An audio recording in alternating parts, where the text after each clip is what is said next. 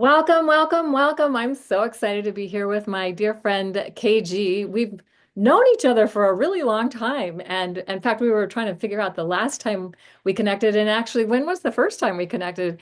It's been so long. It's been over a decade. And I used to do her YouTube shows. And I think she had several of them. And I know I was on at least one of them several times. Anyway, it was so great. So she used to interview me and t ask me to talk about things that were going on. And so now I'm here to I don't know, we're not really interview. We're having a conversation, and it's so fun to do this with you, KG. It's been so long. And one of the things we're gonna talk about today is the difference between the seasonal signs and the constellations and how they're both important, not one more important than the other, or one less important than the other. And we're going to also talk about a few other things that are going on in terms of the high magic of the astrological alignments that are taking place right now. And KG has written a book on a, like a survival astrology survival guide, I think it's Yes. called. Yeah. And they feature the seasonal signs as the sun moves into the different seasons, or also what we would call like Pisces, Aries, Taurus. We call those the seasonal signs. So with that, I'm going to turn this over to you so you can tell us a little bit more about your book, and then we can dive into the difference between the signs and the constellations. Yes. Well, you can actually use each of the signs for any of your, you could apply them to any of of any of the planets. You could use them with Mercury or Venus or Mars. It would explain how your Mars is operating, that sort of thing. There's also a little bit about the basics of astrology with some of the aspects, the meaning of the aspects. So you can really use it to help you navigate some of the cycles we go through. But there are also one of the important things is that you can engage with the astrology through the new and full moon meditations that are in the guide. It also gives you the essential oils, the aromatherapy, and the crystals and gemstones to use that can really empower you through the different cycles you experience in your life. So it's multifaceted the way that it can be applied in your life. I love Um, that. so yes, I really want clarity for people to have more clarity about how the signs and the constellations work together. And I think you have a strong passion for uniting both, using the signs and constellations again, not keeping them separate. They became separate so that people either use the Western zodiacal system or they refer to the sidereal Vedic system as the one that's happening. Well, they're both happening. And so, could you explain more about that? I know you're really good at this, so. Oh, thank you, KG. Thank you so much. And just a note to say that if you want to get KG's book, there will be a link in the show notes to so you can go find that. Because I love that you're doing crystals and aromatherapy, essential oils, and also the meditations and things like that, so people can have a more direct experience with them themselves. Because that's what this is all about. It's not about going to an astrologer and having them tell you what you're experiencing. It's really how are we, we're informing the mysteries as much as they're informing us. And so how are we understanding what's going on? And then how are we being informed by that? And then how are we helping to inform that? Because it's a living relationship that got lost for the most part and is now getting reclaimed again. Yay for that. Exactly. Yeah. So Exactly. People really need to take responsibility for how they're experiencing life and taking control and directing how their life unfolds. So yeah, I feel like your book such a great guide for people who are ready for that experience, and with giving them some great tools so that they can do that. And then the other part of it is how we go out and listen and connect with the stars ourselves and get our own direct downloads, and not depend on others to tell us. Sometimes we can get inspired by what others are telling us, but and hopefully we're going to inspire you today. And here's the thing. The seasonal signs represented by equinoxes and solstices and cross quarter points. The sun, when it enters 0 degrees Aries, is in the seasonal sign of Aries for 30 days. Now, it is not in the constellation of the Ram, also known as Aries. It has been in the constellation of the Fish for the last 2000 some years. And it's going to be in the head of the Fish, is where the sun rises currently at the equinox, for a while longer. And there's different ways that you can divide up the sky and figure out, divide up the constellations, and every culture has had their way of doing that. So, but when I look at the star map, I'm like, it's still in the Fish, just saying. And the Fish, also known as Pisces. Here's what happened. Um, a long time ago, they forgot that there was a difference between the seasonal signs and the constellations, because these seasonal signs are moving backward through the constellations 1 degree every 72 years. So it takes a lifetime or more for it to move 1 degree. So, when they named them the same name, then they forgot there was a difference. And now the precession has happened, and it's been a couple thousand years since that. So it's almost moved through a whole, well, some constellations are smaller, some are bigger. So the constellation of the Ram is now completely overlaid by the seasonal sign of Taurus. And the constellation of the Fish is almost completely overlaid by the seasonal sign of Aries. And the constellation of the Water Bear is completely overlaid by the seasonal sign of Pisces. So it's just shifted that much since the forgetting happened. And so sidereal astrologers will say tropical astrologers don't know what they're talking about, because the planet is in this constellation and it should be called, like say it's in Aries, it should be called, it's in the seasonal sign of Aries, it should be called Pisces. So confusing. So I'm sorry, Rudolf Steiner, back in the late 1800s, early 1900s, came up with a way to distinguish them so that we are not so confused. And it's brilliant, because basically taking the name of the signs, the seasonal signs like Aries, Pisces, and because astrologers and astronomers agree that 0 Aries is the spring equinox point, 0 Cancer is the summer solstice point, talking about northern hemisphere opposite seasons in the southern hemisphere, that these points are the seasonal points, that it makes sense to use a different name for the constellations so we don't get confused. And how are they working together? How are these two things that each have their own essence and energy working together?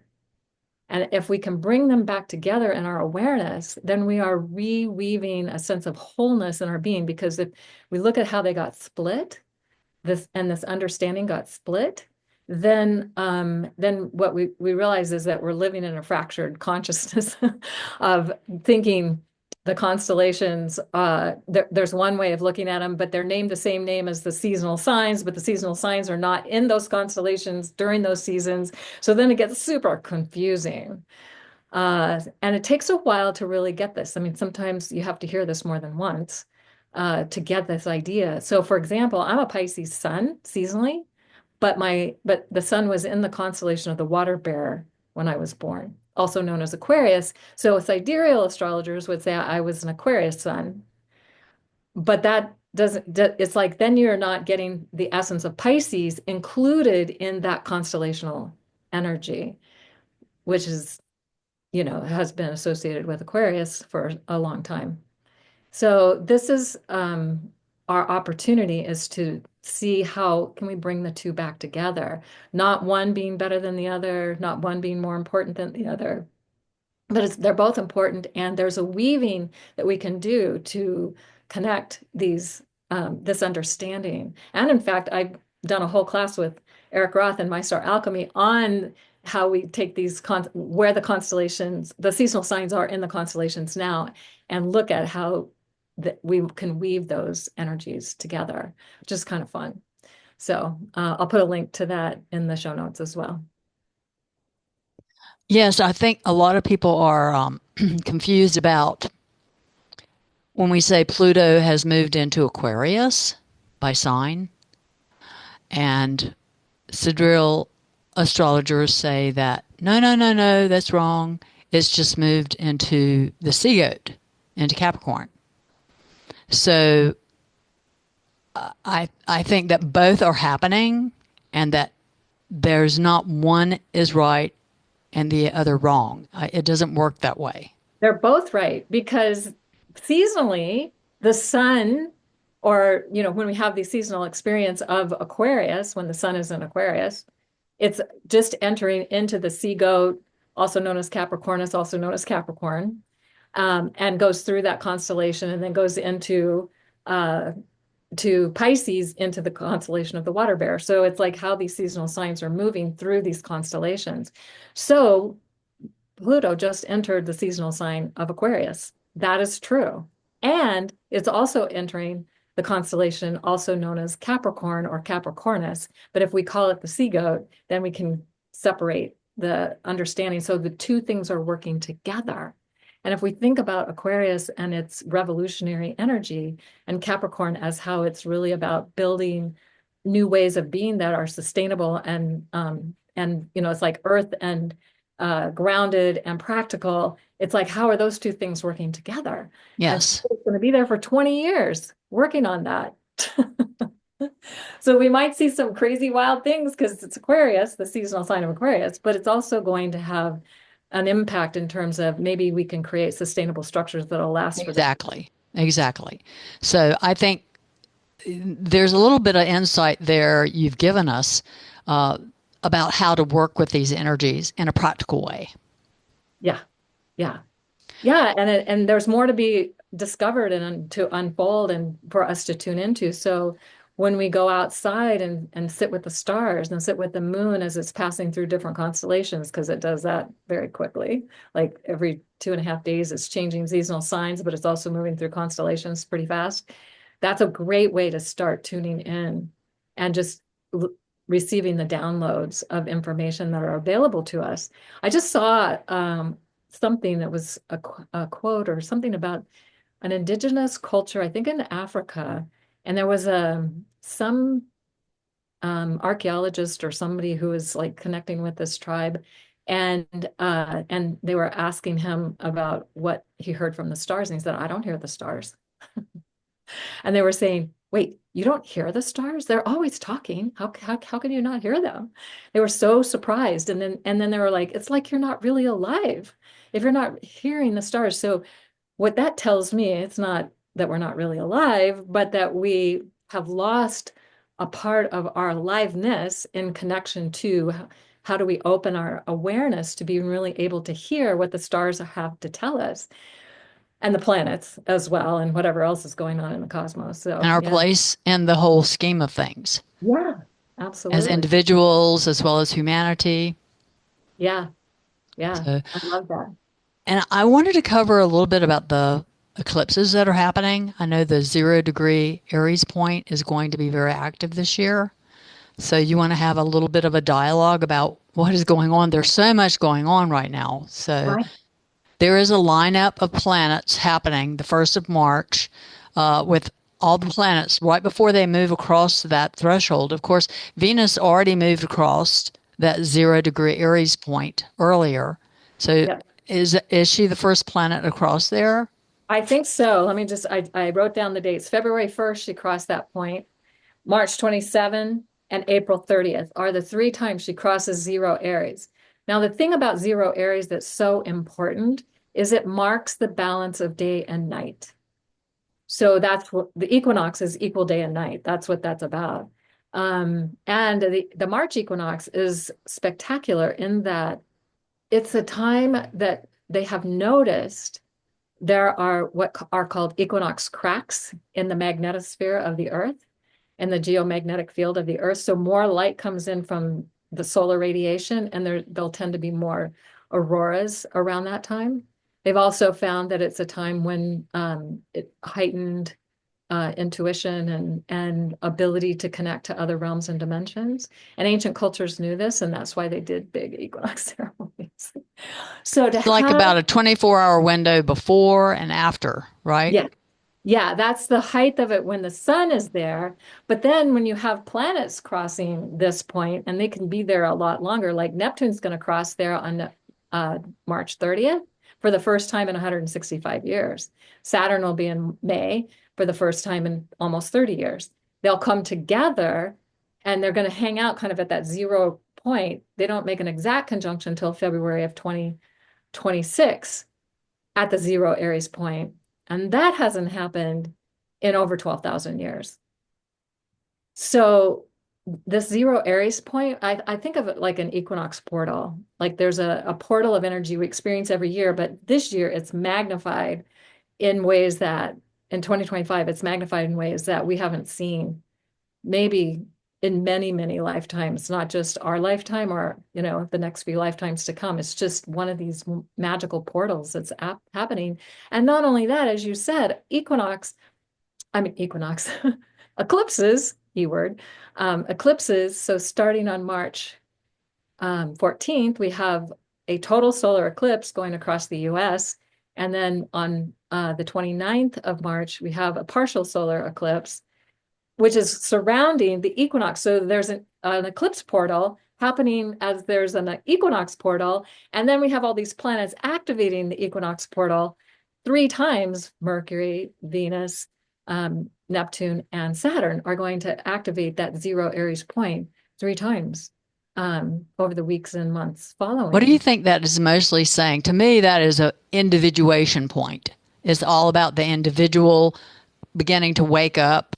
I feel like we've gone through the Pisces drama of delusion, mass hypnosis, psychosis, and people coming out of that. It's like, is that going to be like, I mean, because it's a fiery sign. What kind of big awakening? Right? It just seems like there's an awakening to your individuality and that you have a say in how things go. So we could say how the one are the many and the many are the one, that individual aspect, but we're all interconnected. And if we think about the 29-degree Pisces point, which is it's the omega point, like the end of the seasonal cycle. So the sun's always going to be at 29 Pisces before it goes into 0 Aries. So there's that alpha omega Mhm. dance that's happening. And then there's all these planets activating the alpha omega piece. And so the end and the beginning and the end, what are we beginning? What's the new thing? What are the things that are ending? And what are and I like what you said. I think it's an awakening. And how are we as individuals awaking up to who we really are? And how are we waking up collectively to who we really are? So I feel like it's a massive opportunity for a quantum leap, Yes, yes. a quantum And leap in people can take advantage of this as an opportunity to step into a whole new paradigm for yeah. yourself as an individual as well as for humanity. So what I'm loving and thinking about now, KG, is that your book will have meditations and what oils and what crystals and what things to use and to connect with for the 0 Aries point being activated so many times this year. And so that could be a great guide for people to connect with if they don't have already practices that they know how to do, or if they need that kind of guidance on. Yes. And it helps them what you were talking about earlier about connecting with the planets and the stars and how they are informing you and what they're saying to you. It's a practical way for really being able to access that information and get it active within you. Yeah, sometimes we just need a starting place. And it can be really helpful to have that. So, yeah, I'm very excited about this equinox portal, um, eclipse portal, and Venus stationing retrograde in Aries March 1st, and then Mercury on March 14th or 13th, 14th. The eclipse is the Well, it's very late in the evening in the Pacific. yeah, So it's mostly it's happening on the 14th. yeah. Exactly. And that's the day that Mercury's stationing retrograde. Also in Aries, very close to Venus and Mercury are just hanging out. And I went back and looked this up, and it's like Mercury will repeat a retrograde cycle about every 46 years at the near the same degree on the near the same day, about every 46 years. Venus will do that about in the way that it's doing it every 251 years. So this is like super rare. And I already mentioned how Neptune going into Aries for the first time in 165 years. So again, we're looking at something that maybe hasn't ever happened that in any recent memory, in any ancestral memory that we have of written, anything that's been written. It's like we've never seen anything like this. It's so amazing. And A vast opportunity. yes, yeah, yeah. So, do you want to speak more on things or you want to close things up? I know we have Mars finally stationing direct on the 23rd of February, which I think is very significant. It really has played a key role in a lot of things that too much to maybe mention. But I think we'll have some significators beginning to, we'll get some signifiers about how things are going because it's really the directive. How are things moving forward?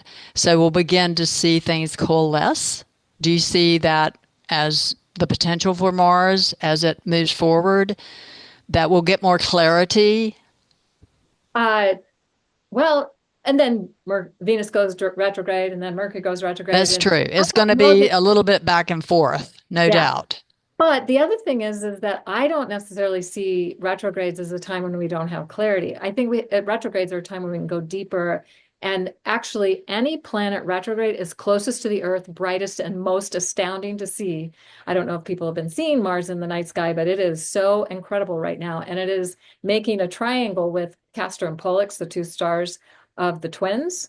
Even though it's in the sign of Cancer, it's in the constellation of the twins, and it's making this beautiful triangle.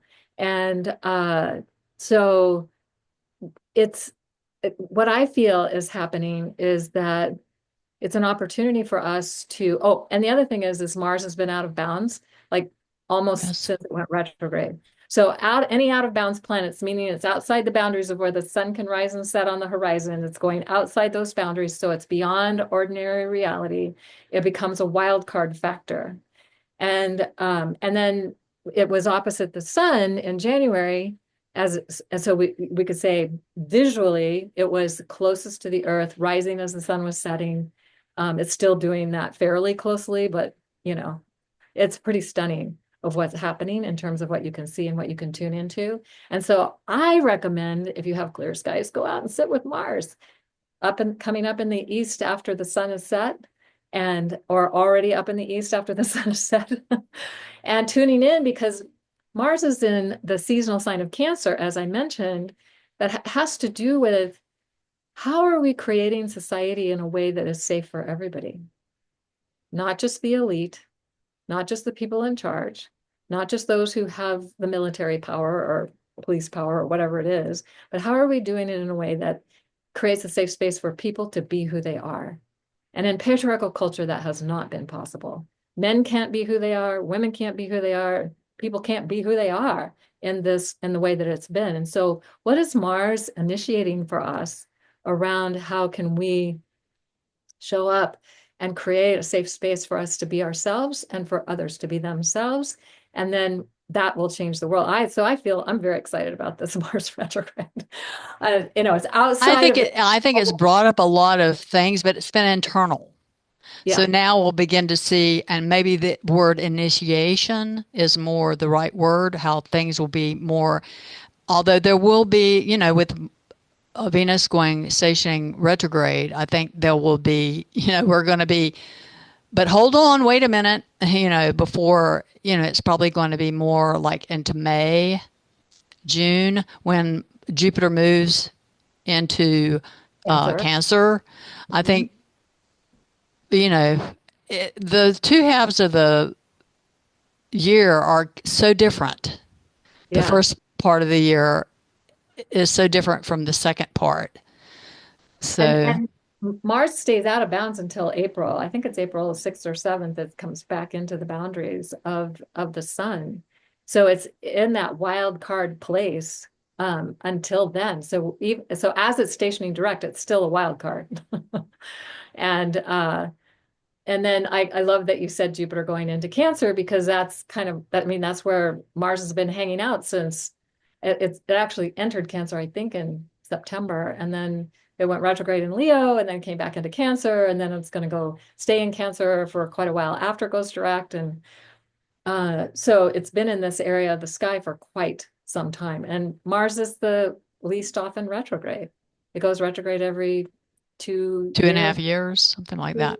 2 months sometimes, 2 years sometimes. It varies a little bit, but and Jupiter can only be in Cancer every 12 or 11 and a half if you want to be more precise. But so the fact that these two things are happening together And there are a feels, lot of planets for the US that are in Cancer, yes. which I think that could be a good that's very much more about the family and home and Yeah, and creating uh, safe yes, community. And so whether that's a more global community or a more local community, but how do we create a greater safety and supportive? Like I like to think about how are we safe? How are we supported? How are we being accepted and valued for who we are?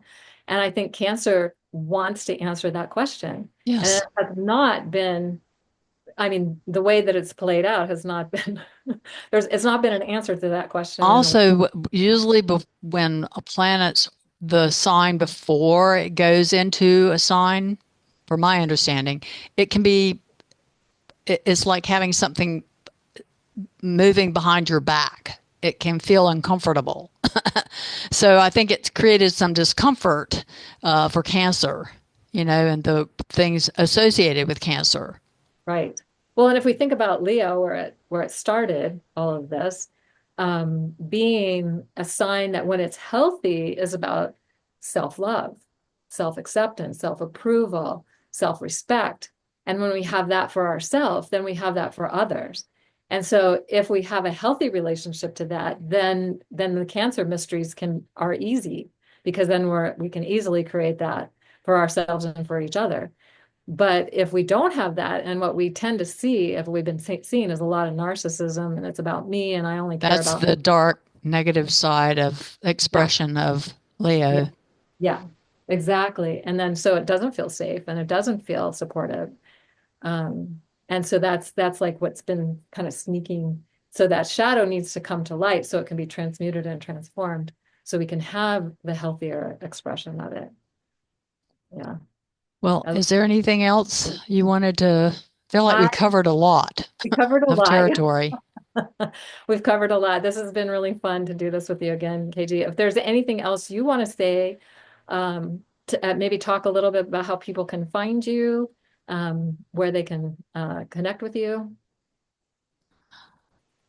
Um, well, I haven't done a show. It's been over 9 years since I've done a show. So I will be posting this to my YouTube channel. And I guess if people are interested in shows like this with me and Kaylin, you could leave a comment or give a thumbs up or a like or just to indicate if this is something that interests you and would be helpful to you moving forward. Yeah, and then we'll consider doing more if that's the case. So yeah, so your comments and likes and all of that are very much welcome. And we'll put in the show notes, I'll put if you send me your information, I'll put in the show notes for my channel how people can get in touch with you, and I'll send you that information for your channel Okay. as well. So, yay, this has been really fun. Oh my gosh, I feel like just even talking about these things means that we're infusing them with our awareness and our energy and the possibilities that become alive as a result of that. It's just so exciting. So I'm Well, I excited that, think it's an indication of what you were talking about both things are working together. We're informing the mysteries are informing us. So I think we're showing up as a mouthpiece for what is happening. We're just saying, this is what's happening. So I think it all works together. And I think to begin to open our eyes to see how things are working together, are woven together, and bringing our awareness, the consciousness, to that there's a wholeness here that is working, and for us to acknowledge that Yeah. wholeness. Yes, and to embrace it and then to embody it. Yeah, because that's what we're here for. I mean, we did choose to be here at this time, as Yes, we did. as we like to say, though sometimes we might wonder what in the hell were we thinking, but That's what I say a lot to myself. What was I thinking? what was I thinking? I don't think I was thinking. I think I was just responding. I don't know. But but from a higher perspective, maybe from, from some more cosmic aspect of how this is all coming together and playing out, it's like, yeah, we really wanted to be here to help with this transition and be the Yes, yes. This is a yeah. major, major, major transition we're in. Yeah, So, and truly, I mean, it's coming up. So I hope we get to do this again soon. And just thank you, everybody, for being here. And yes, thank you. that your next month, month and a half, 2 months, 6 months, whatever it is inspired by what we've shared here. So Thank you. Love I to everyone. love to all. Bye.